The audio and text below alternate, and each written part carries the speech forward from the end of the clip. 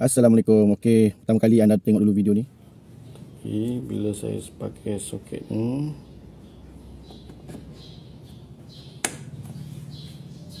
lampu signal akan on saja, padahal enjin tutup.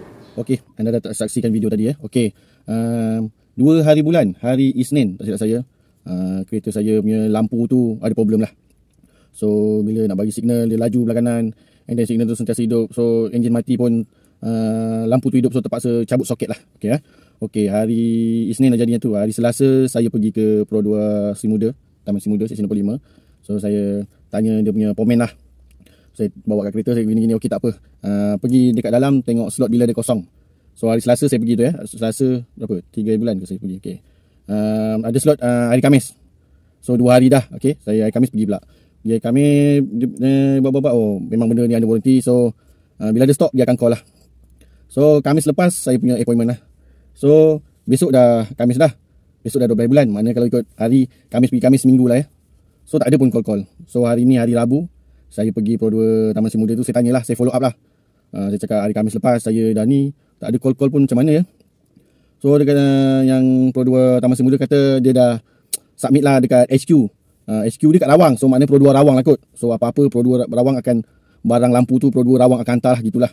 So saya cakap, Abim macam mana? Dia kata, kami dah submit, tunggu dia orang lah macam mana. Okay, tak apalah. Dia kata kalau abang nak cepat, abang komplain dekat HQ Rawang lah. Makna kena paling besar lah kan. Dan dalam hati saya, sudah, tak apalah, tunggulah bila dia nak call kan. So saya pun balik. Dalam pukul 12 saya pergi tadi Saya pukul 12 tengah hari saya pergi. Dia kata belum ni lagi lah, apa-apa kalau abang nak cepat, abang call HQ lah pula. Saya kata tak apalah, dalam hati biarlah, tunggulah dia call. Pukul 2 Pro 2 Taman Sri Muda hantar, barang dah sampai dah. Yang claim untuk headlamp tu dah approve dah, apa dah semua. Dan pukul 2 lebih tu dapat je mesej. Dalam pukul 2.45 saya pergi.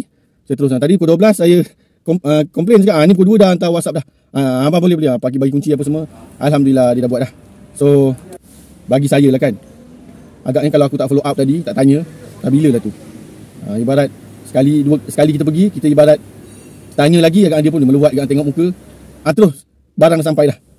Patutnya mungkin HQ dia Pro 2 tu dah info dia, okey barang ni esok akan keluar kepada anda bolehlah deal dengan customer ke apa. Tak, pukul 12 saya pergi tu, belum lagi gini, pukul 2 barang dah sampai dah. Itulah kepada yang ada nak claim apa ke dengan Pro 2 ke dengan apalah sekalipun, kalau boleh pergilah 2-3 kali, biar dia meluat tengok muka anda. InsyaAllah cepat. Dia buat kerja cepat. Itulah saja nak cerita. Alhamdulillah lampu saya dah okey dah. Sebab malam saya terpaksa stop buat Grab. Sebab bahaya, lampu yang ada sebelah signal dah mati dah. Nasib baik signal untuk belakang, kiri kanan hidup. Untuk depan, kiri je hidup, kanan tak. Saya ni sebagai seorang pengguna signal tegar, tak ada signal tu, risau dia lain macam. Tapi saya tak tahulah macam mana orang yang ada signal, tapi dia tak pernah guna signal tu.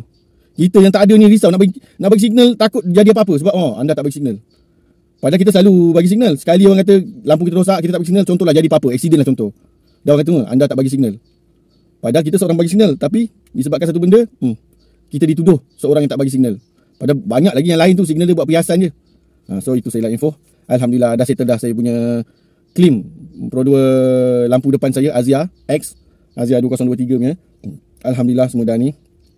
Itu yang biasalah kan. Saya tak adalah tukar Android player ke, saya tak tukar benda-benda pelik lah. Saya tak tukar.